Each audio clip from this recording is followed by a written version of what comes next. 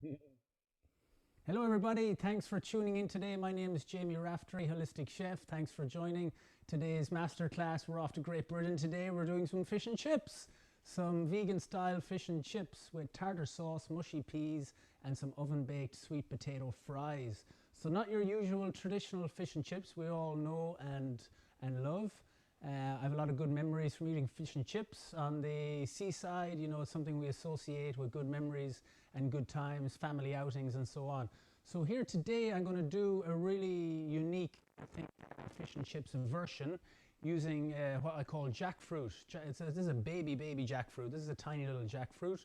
Jackfruits actually grow up to about 20 kilo fruits. It is the largest tree fruit in the world. It's also one of the most sustainable fruits and foods in the world. It grows very easily. I have a jackfruit tree outside my house here. It doesn't need any taking care of. It doesn't need any looking after. And it will produce an abundance of fruits. And it's a very, it's also good in villages that have a lot of monsoon weather and so on. It helps protect the area and the ecosystem as well. So all in all, a very nutritious and sustainable ingredient.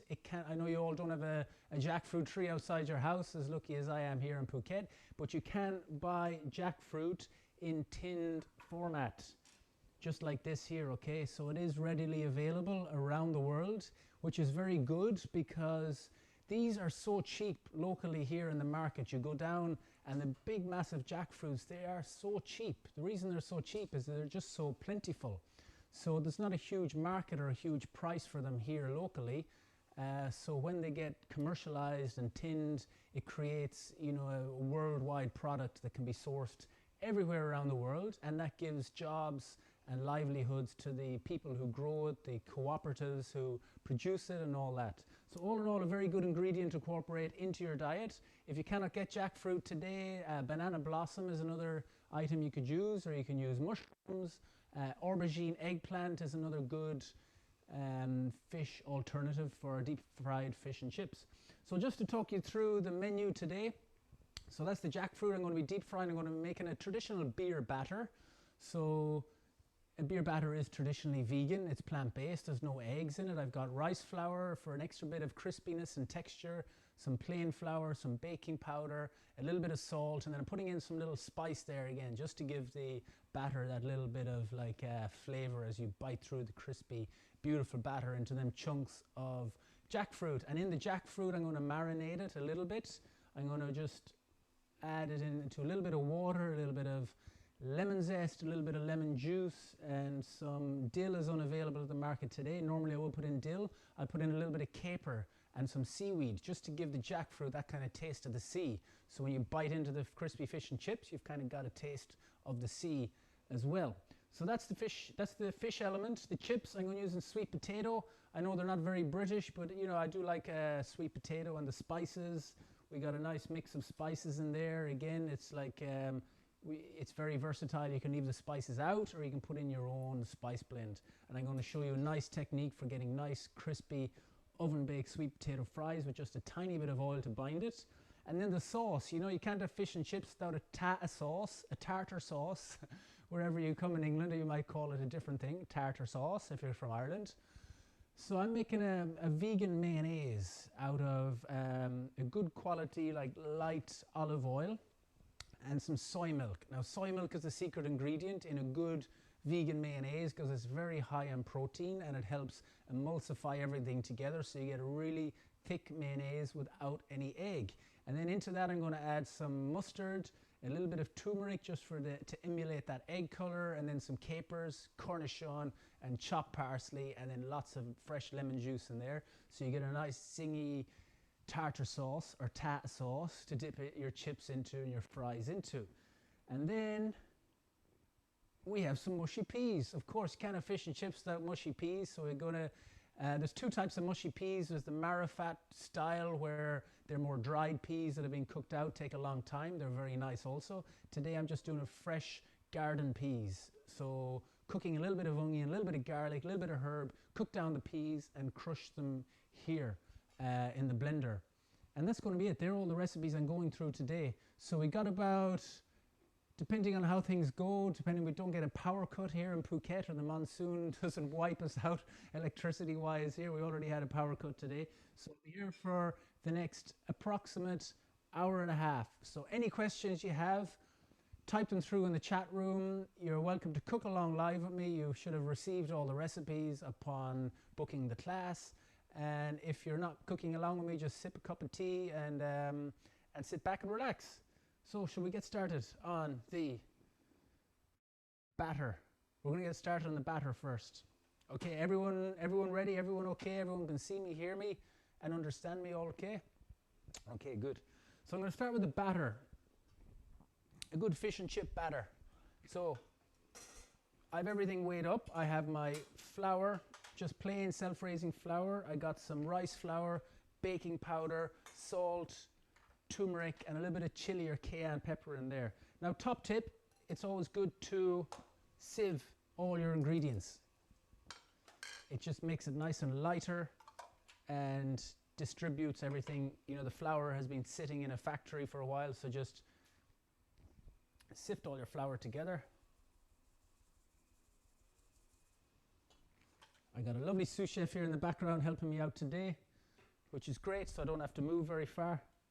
So some chili, a little bit of turmeric, not a lot. You know, it's nice to have some flavor in the batter as well. Otherwise, it can be just kind of bland, crispy, fried stuff.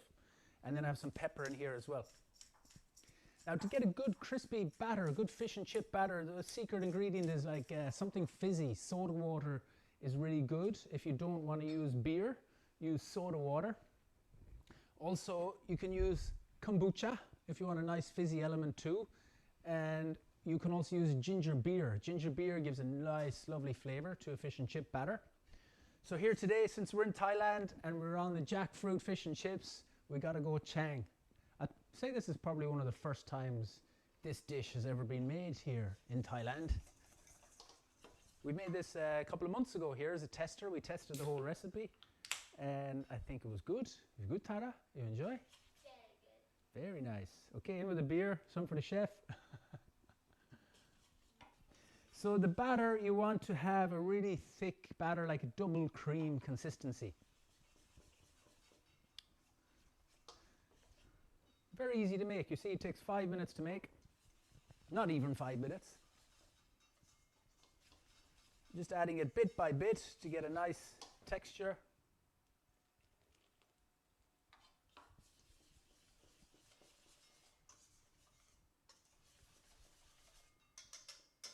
And then I have a little bit of oil I add in there as well, just a little smidge. It just helps with the consistency.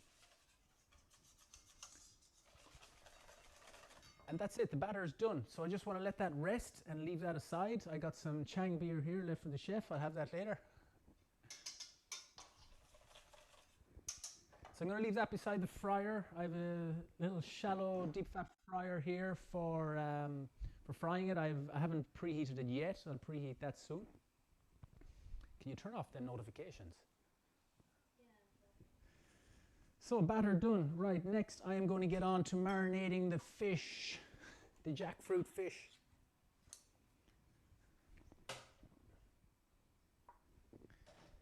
So we got our tin jackfruit. I think they're readily available all around the world now. It's becoming very popular at home. You tell her to stop messaging, is it okay?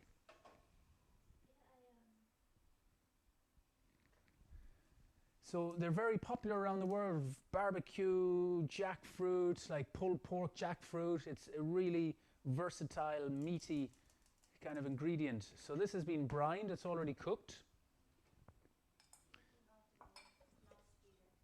Okay, lovely. So they're all brined and they're cooked, but they're a little bit bland. You know, like anything, it needs a little bit of flavor, but the texture is lovely. It's really flaky, really meaty. So for the marinade, some marination, some seaweed for some taste of the sea. I'm going to add in some lemon zest. You know, fish and lemon, a lovely combination. If I had dill, I'd be adding dill in here because dill is one of those flavors that once you taste it, you know, it's always generally associated with fish generally. So dill will be nice in here. I think I will add a few capers.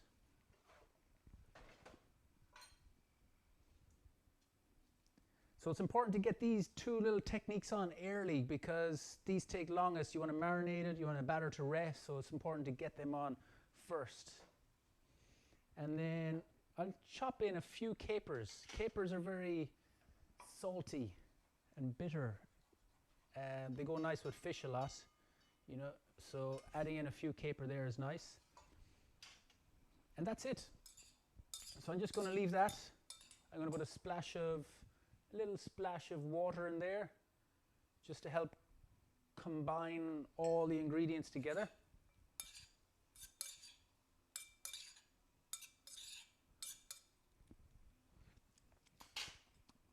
And there we have it, okay? That's our marinated jackfruit.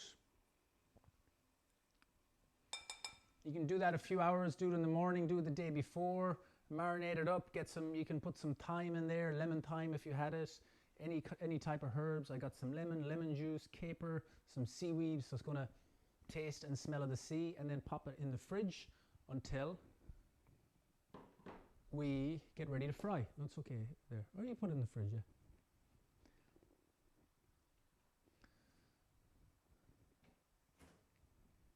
Okay, so next, what do we do next? Next we need to get the fries. We need to get the fries cooking because they're going to take a while.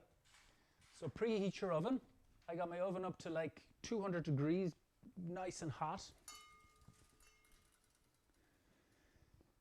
So for the fries, I have a nice mix of spices. I've got turmeric, cumin, curry, pink salt, fennel seeds, and some pepper. Mix all them there together in a little bowl. Again, just any spices will do, really, whatever you like. 5-spice, smoked paprika. I've got my little bit of oil there to bind it. I'm going to mix it all together after. And then the garlic for this, I'm just going to cut the garlic down like so. And I'm going to mix all them with the fries, and they're going to kind of roast as the fries are roasting. Okay, can everyone hear me okay or not? Anyone? How's the sound going?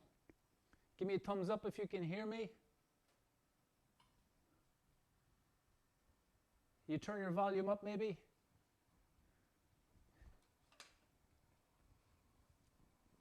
Okay, everybody okay? You text her through there.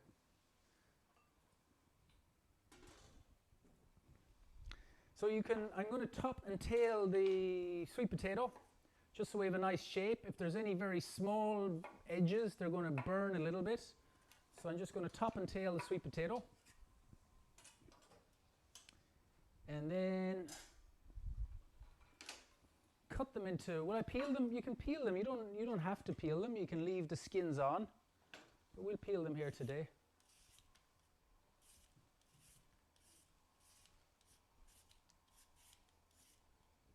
It's nice when you have potato chips, potato fries with the skin on, so don't feel like you have to peel them. Everything okay?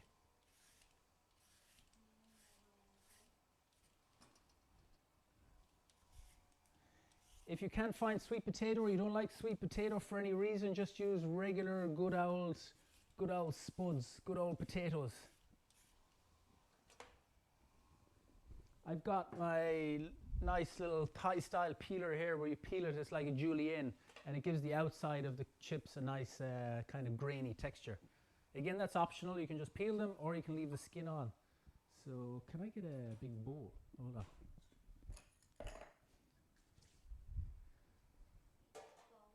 That's okay. So I got my tray here to mix them all in, and then I'm going to cut them into quite big size wedges.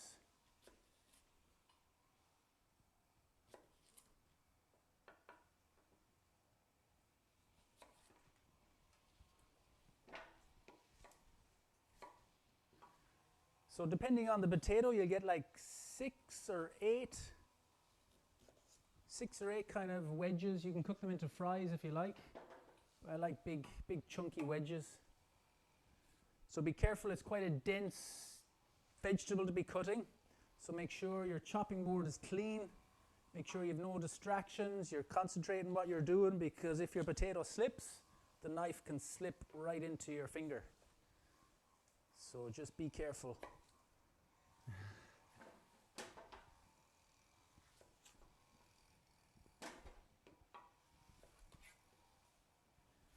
Okay, nice wedges out of them all. We got a good amount of fries there. It's okay, I'm hungry. Yeah, been training all morning. We need some sustenance. Yeah, so easy. There should be no need to buy chips or buy fries, freezer fries. There should be no need. You know, potatoes are so cheap, so inexpensive, and I think they're quite healthy as well, potatoes.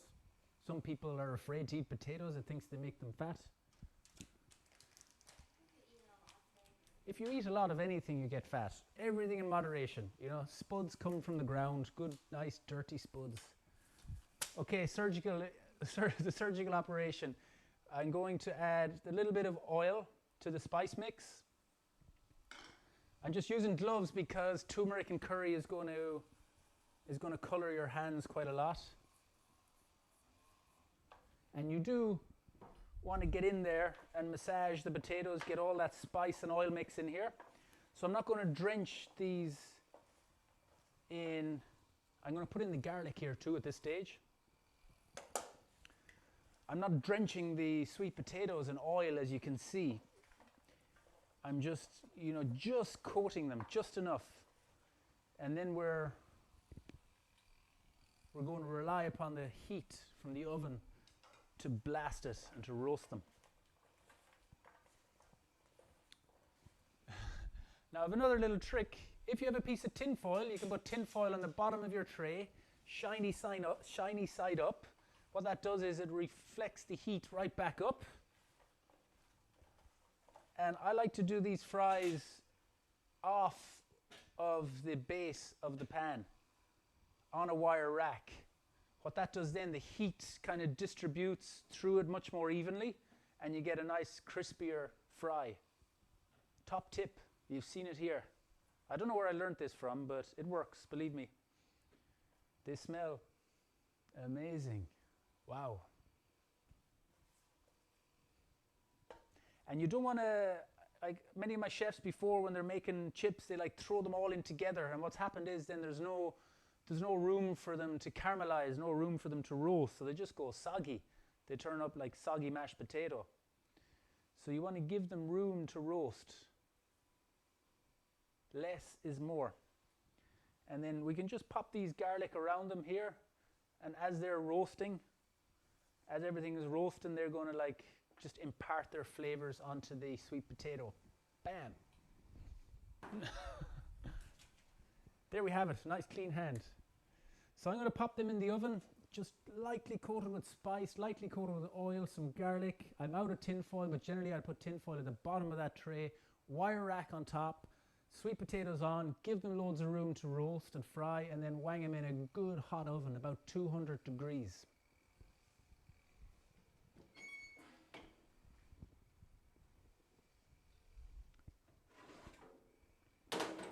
Okay.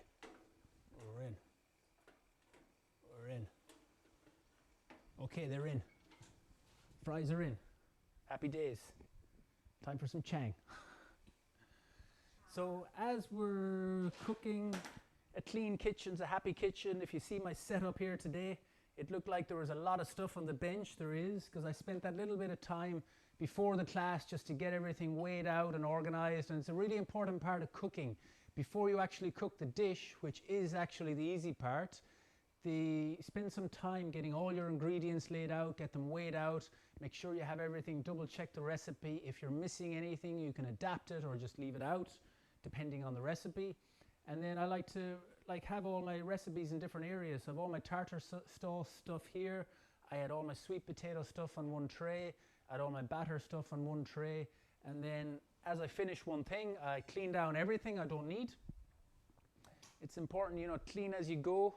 I got here for my cooking station, I got my oil, I got my salt, water, I got my utensils, my spoons, my spatulas and everything. So this is all my cooking station, my chopping station. I always have a little towel underneath my board so it's not slipping and sliding all over the place. Because if you're chopping and your board slips, then boom, your finger gets hurt. I always have a little wipe down cloth as well. And then I just find by having a clean, organized workbench, it's just much more enjoyable to cook in. It's much less stress because everything is more organized and so on. So top tips. So what we got left to do, we've still got to make the tartar sauce, we got to make the mushy peas, and that's it. Then we got to fry the fish. Okay, so I'm going to make the mushy peas. I have good memories of mushy peas from my granny's mushy peas long time ago. Mushy peas and mashed potato and gravy, one of the nicest dishes I've ever had. Truly delicious. So marrowfat peas traditionally are used for the old school, the old-fashioned one, and they're boiled and boiled and boiled for hours. And the result is a really nice, beautiful mushy pea, and very healthy as well. Peas are really healthy, very high in protein. But now we got the old bird's eye garden peas. They come great. Get a good quality peas from the freezer. Peas are better actually frozen. Now there is some vegetables that are better frozen, because if peas are fresh peas, if they're left out and they're picked, in a matter of 2, 3, 4 days, then peas, the natural sugars will have turned to starch, and you'll have a pea that's just kind of like too starchy and not nice at all. So when peas are harvested, these get frozen straight away, so they're really fresh. It's just locking in that freshness by freezing it. And then I just defrost the peas, and they take very little cooking. All you have to do is just like heat them up. So this one here, I'm going to chop some onion. I got some garlic as well to go, so I'm going to finely chop some onion and garlic, saute that down, a little bit of olive oil, no color, pinch of salt, and then I'm going to add in the peas and just kind of roll them around the onions and garlic, add a little bit of water just to get it all going. And then that's it. I want to give it a quick blitz in here just to pulverize them and mush them down a little bit. And then I want to cool them down as quick as possible. The quicker I cool it down, the nice green color will get locked in, that nice chlorophyll green color. And I add in quite a few onions. You can do this recipe just the peas, but like I find from the onions sweated down, it adds a nice natural sweetness and more flavor into the whole thing.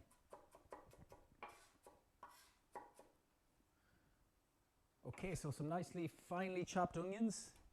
I'm going to crush, little tip with the back of your knife, just smash the garlic clove, take all that skin off, and I'm going to add in 2. If you love garlic, put in 3. If you don't like garlic, leave it out. You can use a little garlic crusher if you like, but I'm too lazy to get it out and wash it, so I just use my knife. Okay, just cut it down nice and small. Nice. Okay, so get your pan heated up. We're on a medium heat, not too hot. You don't want to burn the onions, it'll turn it bitter. And then in with your onion and garlic.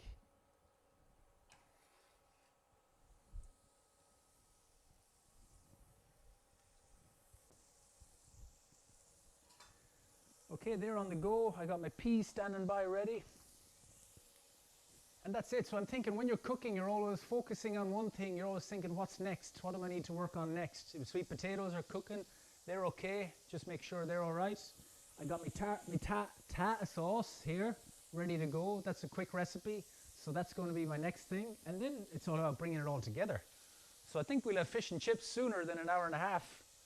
My sous chef's very excited here in the background. There's nothing quite like the smell of onions and garlic cooking down. It's one of the most simple, but also one of the most delicious aromas. That's where the digestion starts, when we start to smell food, and it just activates them digestive juices, digestive enzymes, and gets the taste buds warmed up. So I'm turning it down a little bit here. I just want to go low and slow, as I said. Okay, everybody up to speed? Everyone can hear me okay? We're all happy wherever we are in the world. Thanks for tuning in. It's exciting to be cooking with people all around the world. From my kitchen here in the Phuket jungles. It's Saturday evening here, about 4 o'clock. And yeah, it's nice weather. It's a mixture of sunshine and rain. I'm crying now. It's the onions. They're very strong onions, and I miss home too. Yeah, they're strong onions. My eyes are starting to run a little bit. Okay. Can I have a coconut, please? Tara, can you get me a coconut on the tree, please? Sure. I need a spare. Okay, that's good. They're doing their thing. So as they're cooking, I'm thinking, what do I need next? I got my blender. Whoa, whoa, whoa, whoa. I got my blender ready. It's working.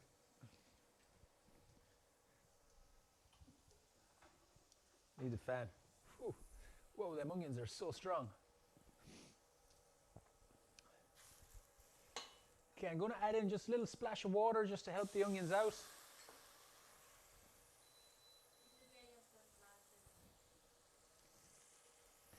I used to wear, when I cooked onions when I lived in the mountains, I used to wear my ski goggles. It doesn't let any of them in. Ugh.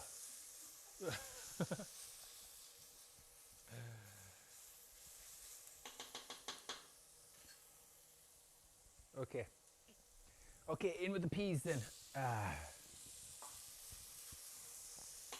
you a lid? Can I have the lid for this, please, Tara? I'm going to add the peas and then just a splash of water. Not too much water, just a little bit to get it going.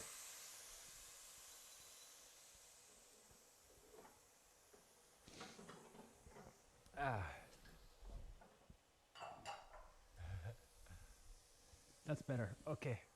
Whew. Oh, they're strong. I'm going to stay with them because they're not going to take long at all. It's okay. The lid's on now. The tears have stopped. I'm going to add in a little pinch of pink salt too. Now you could add in a little bit of mint or a little bit of thyme or a little bit of like rosemary, sprig of rosemary in here would be nice too. And then we just have to put the tongue out. Tongue. Okay. That does work. Okay, another minute. We'll get in and have a little taste.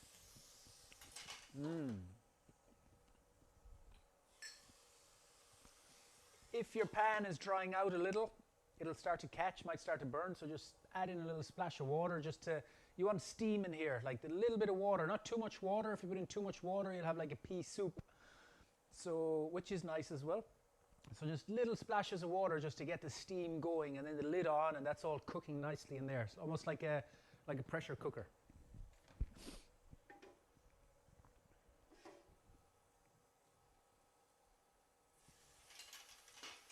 Ta-da.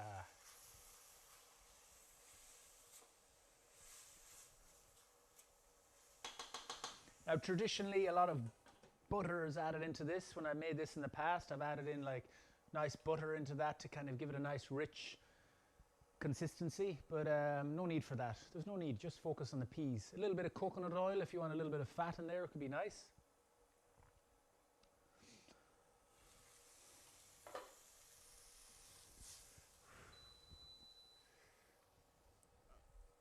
Okay, into the blender. With a spatula, I get all them nice juicy onions out of the bottom.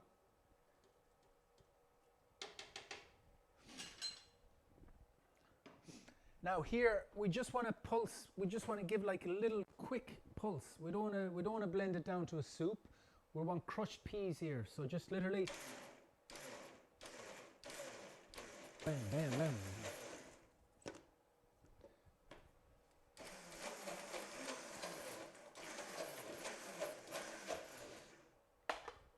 And that's it. Like, just stay with it, little pulses.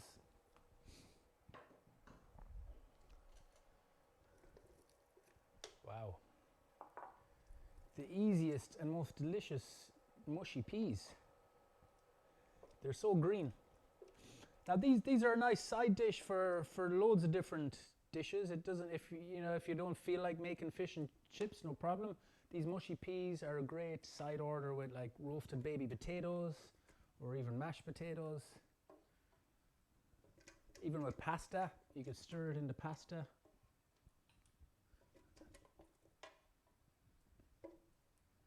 These spatulas are a great little thing just to get in and get all that good stuff out.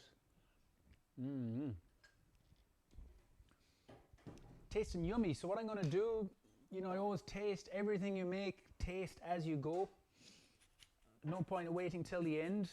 You want to be building up layers of flavor. So a little bit of lemon zest, a little pinch of salt, a little splash of olive oil, a little bit of white pepper or black pepper.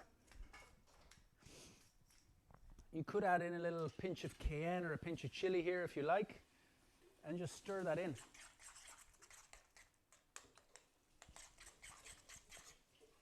And that should be good to go. Needs another pinch of salt.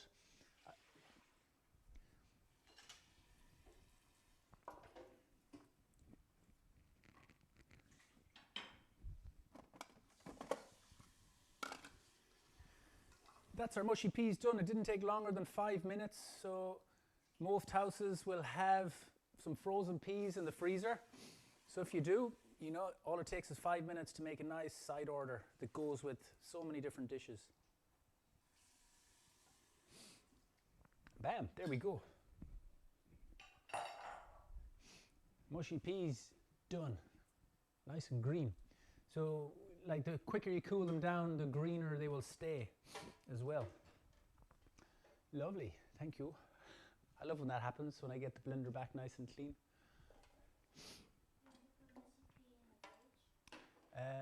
No, it's okay, we'll leave it room temperature there. So I'm just going to have a look at the sweet potato fries, how they're doing. Good, they need a good blast. Right, so I'm going to show you how to make a tartar sauce. Or tartar sauce. One of the first sauces I ever learned how to make in college. It's a derivative of mayonnaise. So once you have a mayonnaise base, you can make many different derivatives by adding different ingredients. So for a tartar sauce, first of all, we need to make a mayonnaise. I'll break it down into 2 steps. So our mayonnaise, I've got the light olive oil, like a pumice olive oil. I got some soy milk, is quite key. You cannot use any other plant milk, trust me. It's got to be a good quality, full fat soy milk, because that's so much protein and that's what helps emulsify everything together. And then for acidity, mayonnaise needs acidity, cider vinegar. If you buy shop bought mayonnaise, they're going to add in cheap sweeteners, cheap acidity regulators and so on. But here, when you make it at home yourself, you can add in good quality oil, good quality milk, good quality vinegars. So that is everything for the mayonnaise. So I'm going to make the mayonnaise, put it in a bowl, and then I'm going to chop the capers, gherkins, shallot, and parsley, and mix it all together, and that's our tartar sauce done. So with the blender, we need a nice dry blender. And I am going to add in the soy milk and the cider vinegar first, and the mustard. Bam. And then I'm going to turn that on low. I'm going to turn this blender on low, and I'm going to add in the oil on a slow emulsion.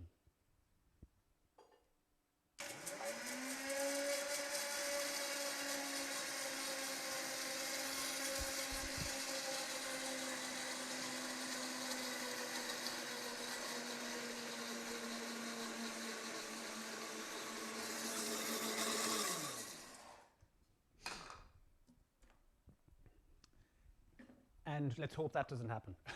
Can I have some more soy milk in the fridge?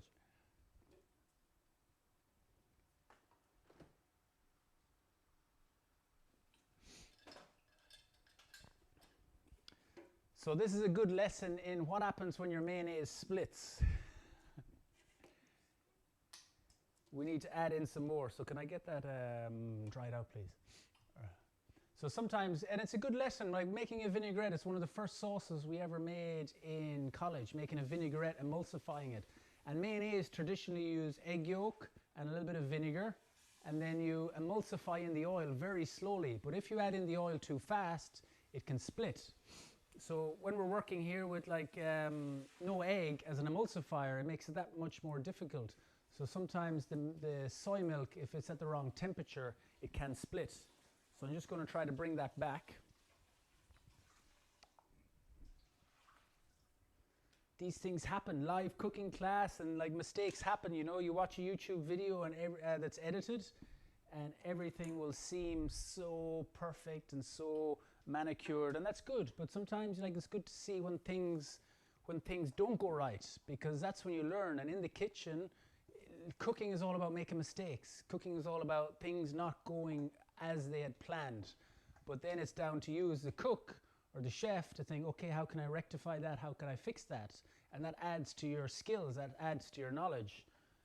Because trust me, like from working in kitchens all throughout my career, things always go wrong. Things always, every day, always go wrong. And that's part of it. But you have to learn how to adapt, how to rectify a problem, how to see things before they're too late. And it's difficult as well when you're a head chef, because you know your younger chefs are going to make mistakes, and that's how they learn. You've got to let them make the mistakes and then correct them. And then the next time they do it, they'll hopefully get it right. So we want to make sure that's nice and dry.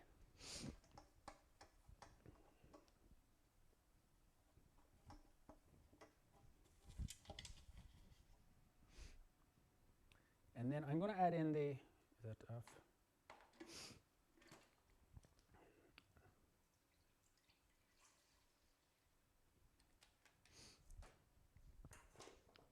So I'm going to add in the soy milk and then add in the olive oil, nice and slowly.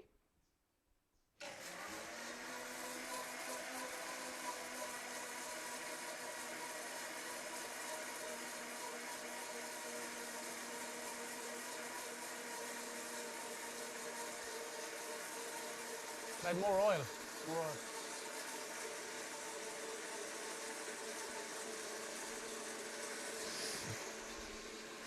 Yeah.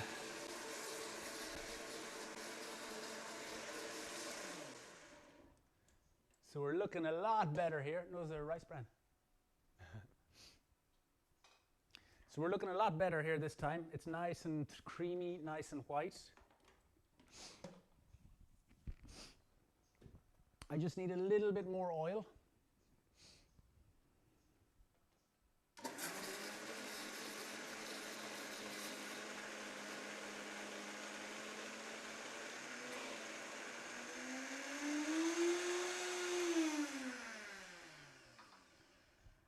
Bam. And now we got a nice, thick, creamy mayonnaise. So perfect example of how not to do it, and another example of how to do it. I think it may be the vinegar. I think maybe adding in the vinegar in early is going to split it. So when you're making it, it's best to add, can I get that wood? It's best to add the soy milk base first and then add in the oil slowly. Now traditionally making a mayonnaise, it's going to be having your egg yolk and then emulsifying in your oil, but vegan mayonnaises are completely different, completely different. I only figured out this mayonnaise a few months ago, and very excited, very excited to learn how to make it. As you can see, it's a nice thick creamy mayonnaise, but the secret to it is a really thick, a really good quality soy milk. That is the secret, okay? So luckily here in Thailand you can get really good quality soy milks. It's a part of their diet here, so keep an eye out for a good one.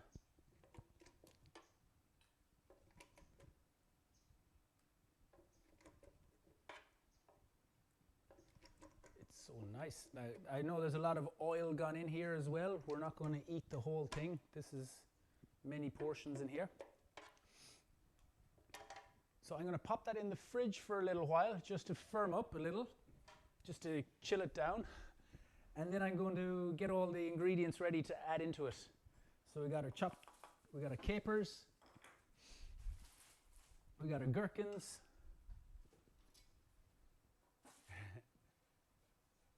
And then chop, chop, chop. Fries are coming along. Fish is nice and marinated.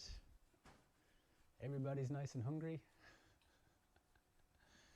So how's the cooking coming along? Anyone any questions there as we go along? All good? Nice. Is it okay to leave the pea a whole, not blended? Yeah, you can leave the peas whole if you like.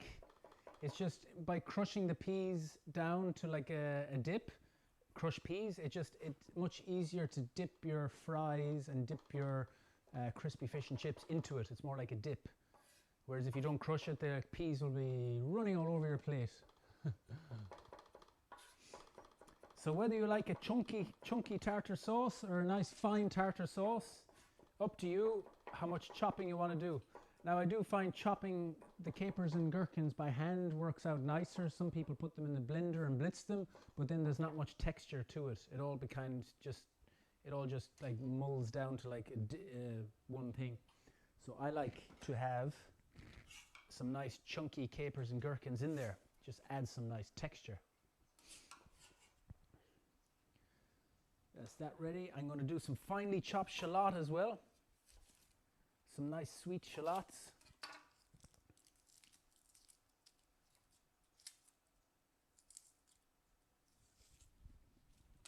So peel it. I go down one side.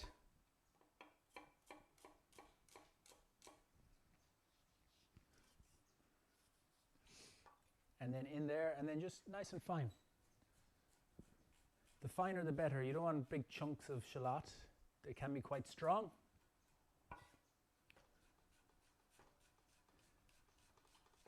This reminds me of a sauce gribiche, a sauce I used to make a lot back in the day, sauce gribiche. I think this is quite similar actually. Oh, gribiche has actually got chopped egg yolk and chopped egg white.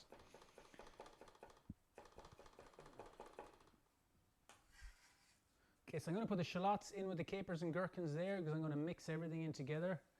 And then we got our parsley, some nice curly parsley.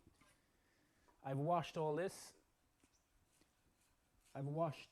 By washing the herbs, what I do is I get the whole bunch of herbs. I'll fill up a big container of water and then leave the herbs in it for about 10 minutes and then take the bunch of herbs out, let it sit in a strainer and just let it naturally drip dry.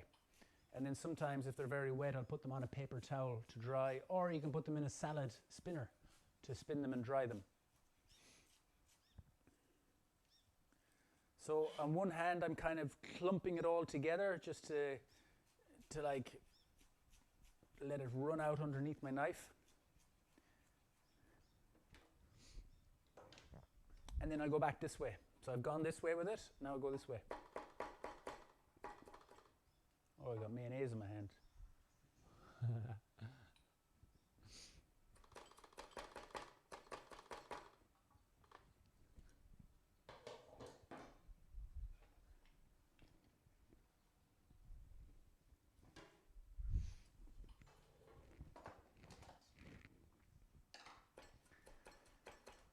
So the parsley, nice to cut it nice and fine so it gets distributed nicely throughout the sauce.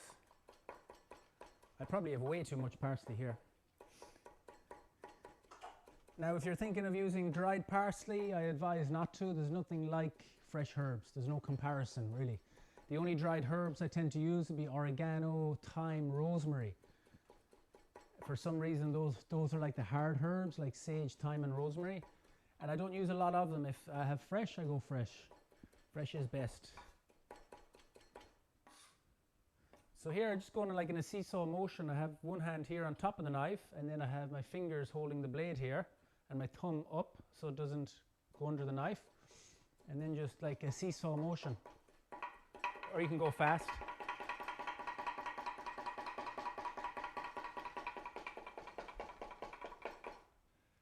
Okay, that should do it.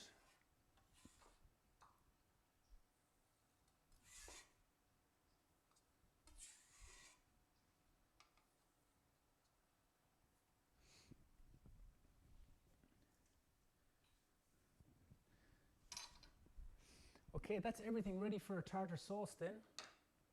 Ready to mix. I got some fresh lemon juice as well I'm going to add to give it a zing. My cider vinegar, where is that? The audio okay, yeah? A little bit of cider vinegar. You want a nice sharp tartar sauce. So I'm just going to clean down because all the recipes are kind of more or less done now. You can see what time we're on, like in 45 minutes. We've done basically 80% and leave an extra 15 minutes. You know, it took me maybe 20 minutes to get all the ingredients laid out and everything like that. So it doesn't take too long.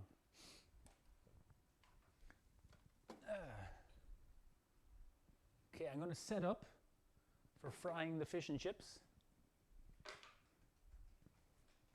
Hey, you take that. Yeah, bear with me. I got my little fryer here, my falafel fryer. Okay. It only comes out once a month. Our deep fat fryer. We don't use a lot of it, but sometimes it's okay. We use a rice bran oil. Here in Thailand, rice bran oil is the best oil for frying, and it's plentiful. It's made from the bran of rice, and it's at a high temperature. We cook it for like 3-4 minutes and drain it well. So it's not been sitting in bad oil, absorbing it for a long time. So now I want to clean down my area, get ready for service. I think cooking is all about breaking down into stages. You do your preparation, your chopping and all that, and then you clean down, then you do all your next stage of the recipe, the cooking, the blending, and so on. And then before you're ready to serve, it's always good then to give another clean down, give a wipe down. Otherwise, you have too much stuff everywhere and things become a little bit of a mess and you can get distracted and you can burn something or forget something. So it's always good to like regroup, have a wipe. May I have the tartar sauce, please, Chef Tara? Okay, preheating the fryer. The mayonnaise.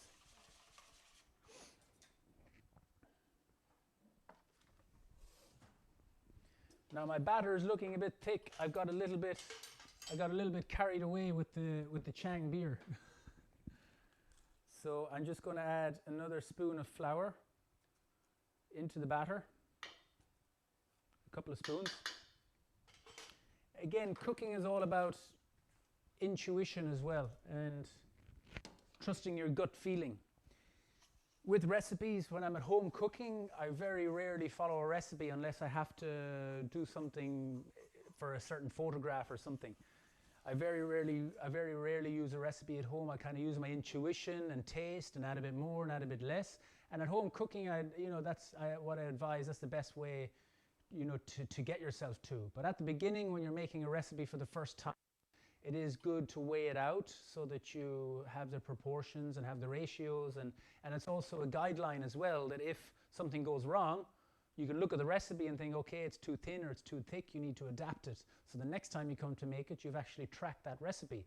It's especially important in baking, when you're baking cakes and cookies and muffins and all that, to write things down because things do get forgotten. And when you make something that's really good, you want to be able to make it again. So writing recipes down is advisable. So there we are. That's good now. That's a nice thick batter. Looking good. I got my fryer preheated. I have my batter beside the fryer. I've also got a little bit of seasoned flour here, which I'm going to dip my sustainable fish, jackfruit, on. So that's all ready. That's all my setup there. Then I also need a container or a tray. Could I have that wooden one, please?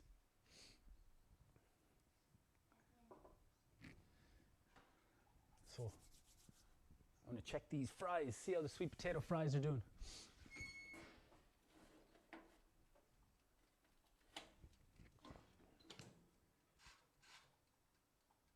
Yeah, they're going to take a while.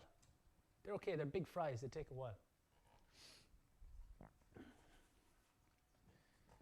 And then something to drain the fish in. We have a little towel. Have you a clean towel there?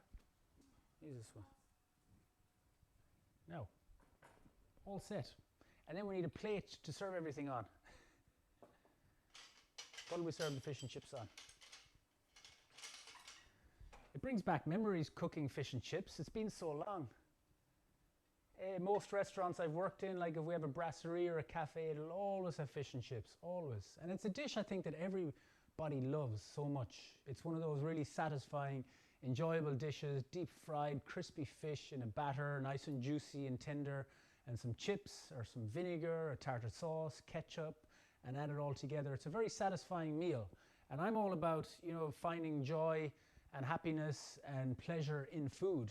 And when people sometimes think of vegan food or plant-based food, they're like, oh, what do you eat? You know, like, where's all the enjoyment? Where's all the pleasure?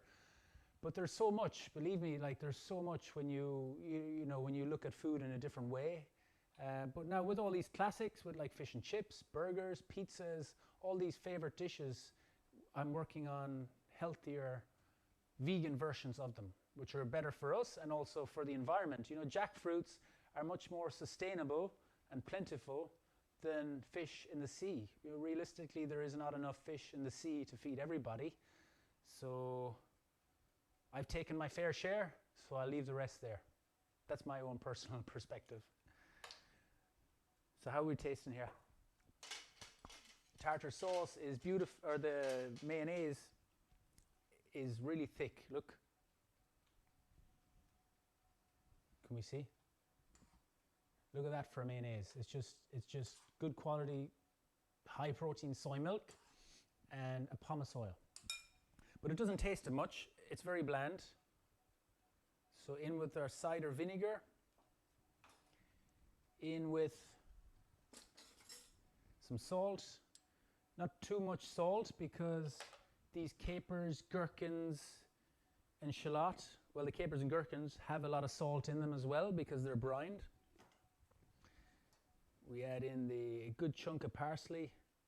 Yeah. And then that's going to need some lemon juice as well. I just love adding the lemon zest as well.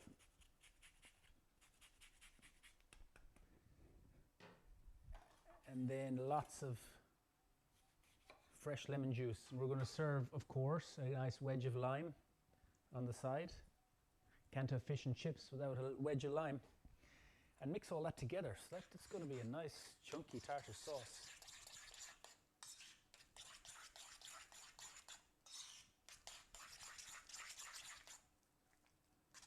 Nice, really thick.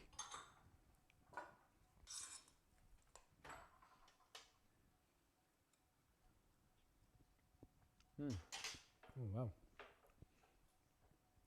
It needs more acid. Like tartar sauce should be sharp. It should be sour.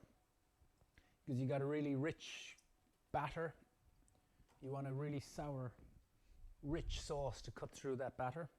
And it's very thick, this. I add a little bit more soy milk.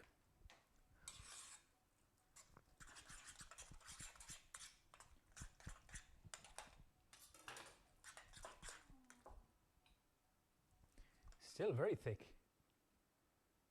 Okay.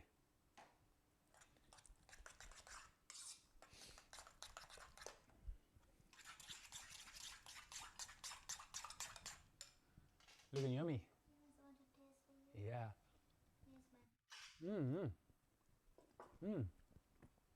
It still needs more acid. You know, a good mayonnaise, a good tartar sauce needs a lot of acid, and there's a lot of pumice oil in here and a lot of soy milk. So I have it in the cider vinegar and the capers and the gherkins. Can I have the gherkin liquid as well, please? I think we can take some more green herb in here as well. And then even a little top tip I used to do when I was making sauce grabiche, you can use the brine. You can use the brine from the capers and the gherkins in there to give some extra flavor, extra acidity.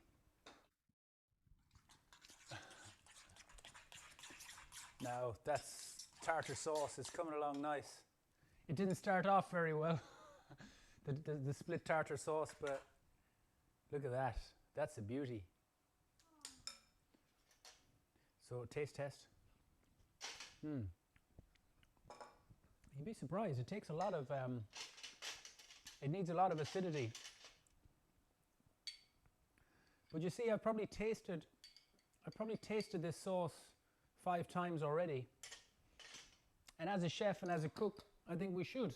You know, when you're making something, whether it's a curry or a soup or a stew, the more time you taste it, the more of a feeling you have for how it's tasting it, and you can build up layers. Because as things are cooking or as you're mixing them, they're always building up layers of flavor. So you got to taste as you go and keep adapting and adding and tweaking and thinking about it, and what else can I add, what else can I add? And you should bring it to the point where you taste it and you're like, bam, yes, that has impact. You shouldn't be tasting something thinking, what's that? You know, it should be like, bam, hit you. So a little pinch of salt to bring it all together, and I'm happy with that now. That's a good tartar sauce. Where's my little bowl gone?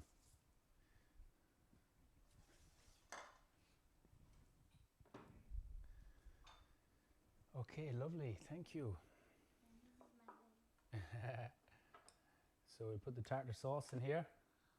You know, this is going to keep in the fridge. This will last in the fridge for a week easily.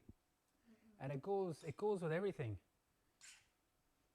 It's a nice dip with like anything fried. You know, if you don't have jackfruit, you can fry some onion rings in here. You can fry some mushrooms, small one please. You can deep fry some vegetables, some tempura vegetables would be lovely. Cut up some carrots or zucchini or aubergine nice and thin and dip them in the batter. So if you don't have jackfruit, do not worry, you know. And that's what I love about cooking is that, you know, there is rules, there is foundations, but once you understand them, there's no limits to the variations that you can create.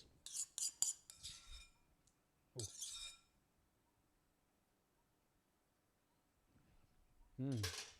For my pot washer. I'm going to put a little parsley on the top there.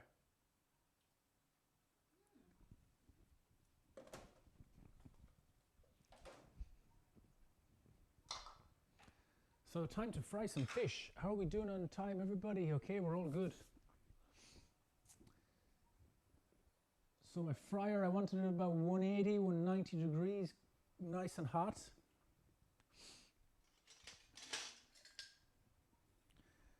So I put a little bit of water in with the jackfruit, but it's kind of like, there's not a lot there, so I don't need to drain it or anything.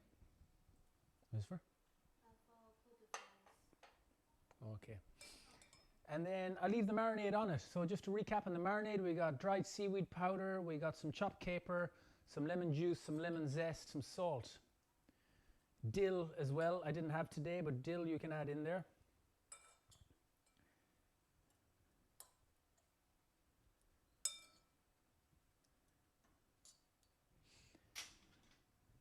These are going to be more like fish nuggets, like they're little chunks. Not going to be like a big piece of fish.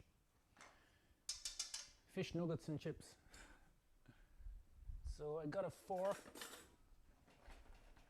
So I let them sit in the batter. You want them like to absorb a nice coating of the batter. Let them sit in there. Fryer hot. And then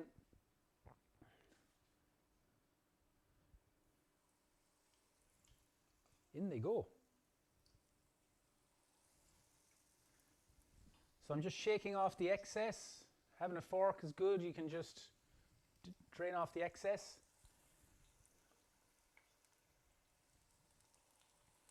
And there we go. We're cooking.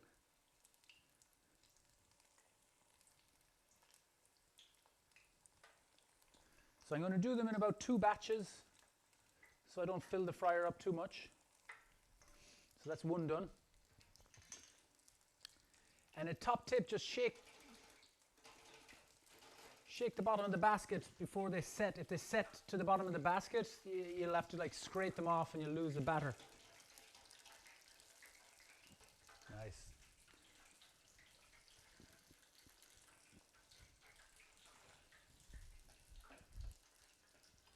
Ooh.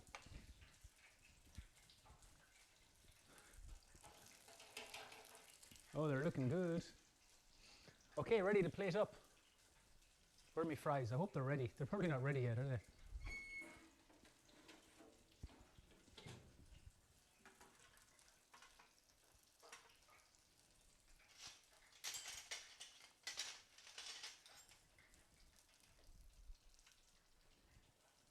okay.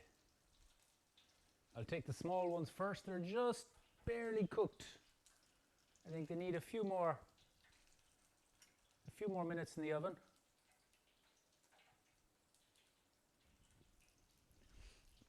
It's lovely, like the garlic is caramelizing on them, the fennel seeds are caramelizing on them.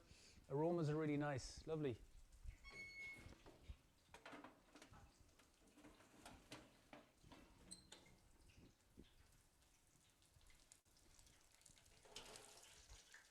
Oh, looking crispy. Okay, 2 minutes to the window, chef. So you can serve the mushy peas like kind of room temperature or warm. I'm going to do a little, I'll get chefy, I'll do a little quenelle.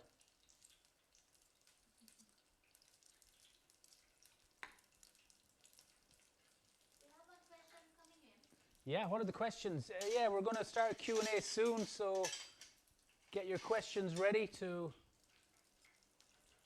I heard you say that the mushy pea can put in the pasta. So if I would like to do that, do I need to add more liquid into that to make it a bit like sauce? For the mushy peas. Yeah, mushy peas, you can use the base sauce for pasta or put it in stir fries. And depending on what pasta sauce you're making, if you're adding the mushy peas to a pasta sauce, you could add in a little bit of coconut milk or a little bit of vegetable stock just to kind of mix it, make it much thinner so it can run through the pasta dish. 20 seconds and they're done. What level the tartar sauce on? Put it on a little one of these.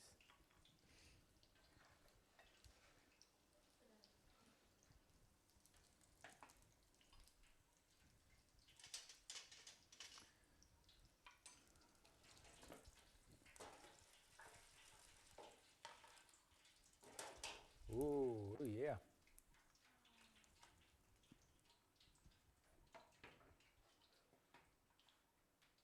Now.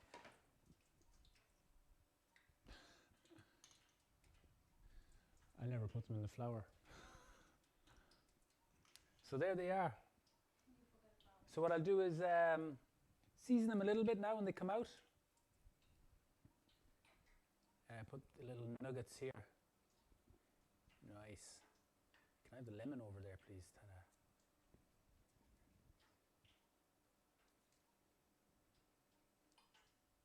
Your chef. Nice.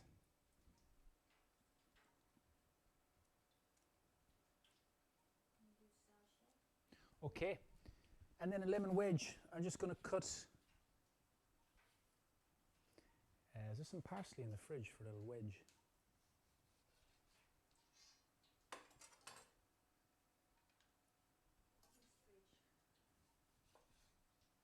Now a little lemon wedge, I've taken the seed out.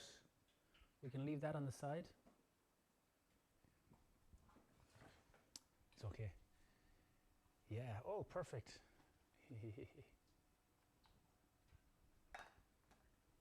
And then garnish, you know, we eat with our eyes. It's that first impression, you know, it can be something simple like a fish and chips, but, you know, putting in that little bit of effort to have, you know, that little sprig of parsley. Take your time to quenelle the mushy peas. We can serve more mushy peas on the side as well, but it's nice, you know, put it on a nice plate. We're going to take a beautiful photo of that and we'll send it over to you. You'll see it on the Instagram later or on the Facebook. So we have our beautiful fish and chips, English fish and chips, but done in a very modern form of using jackfruit as our main ingredient, our main protein element, a nice beer batter using some Thai beer. We have our traditional garden peas, mushy peas style with a bit of onion and garlic. We got our sweet potato fries and some fresh lemon, and we got our homemade vegan tartar sauce. Nice. Lovely colours, lots of nice flavours. And that's it. So you can serve it down. You can serve it like family style, like put all the fries on one plate, put the bowl of tartar sauce, a bowl of mushy peas, and then a big bowl of like the jackfruit, crispy jackfruit, and put it down the middle of the table with a load of lemon wedges, and then everyone dig in and eat together. Or you can do the fancy fine dining style like this. So that's our class today, ladies and gentlemen. Our vegan fish and chips, a sustainable format. It's something, a new technique, something to kind of change your perception on how we think about food. For me, it's all about sustainability. I used to love fish. I still love the flavor of fish. I think it's a delicious thing, but honestly, there's not enough fish in the sea for everybody to eat. We need to look at alternatives. We need to look at other ways, other ingredients we can use by thinking outside the box, thinking creatively, thinking forward. And this is my version of that. If you cannot get jackfruit, you can try banana blossom, you can try aubergine, you can try, what else? Mushrooms. I know it won't be fish and chips, but you know, it is what it is. So thanks for tuning in. Any other questions? We'll take some questions now for the Q&A. And next up, we have a healthy sauces and vinaigrettes class next week. I'm going to be doing a full class making some healthy vinaigrettes, sauces, both sweet and savory. The sauces we buy in the supermarket, not particularly very healthy, a lot of additives, a lot of preservatives, and they're more expensive than actually making them ourselves. So tune in for that class. Next week then we're off to Morocco. We're doing a Morocco themed class. We're going to make a vegan Moroccan tagine. It'll bring back memories from me, from my travels to Morocco when we went around the souk in Morocco looking for camel. We're actually buying camel for a tagine. So this time we'll be doing some more local vegetables here from the jungle in Phuket. And that's about the 10th session in our whole series of Around the World Wanderlust cooking classes. We've been to Italy, we've been to India, we've been to Vietnam, Thailand, we've done Ayurvedic cooking classes, we've got a macrobiotic class coming up. So loads of variety, loads of different variety. There's a recipe pack to attach every class, so there's about 40 or 50 recipes there for you to reenact at home. So see you next time, and thanks for tuning in. We're time to eat some fish and chips.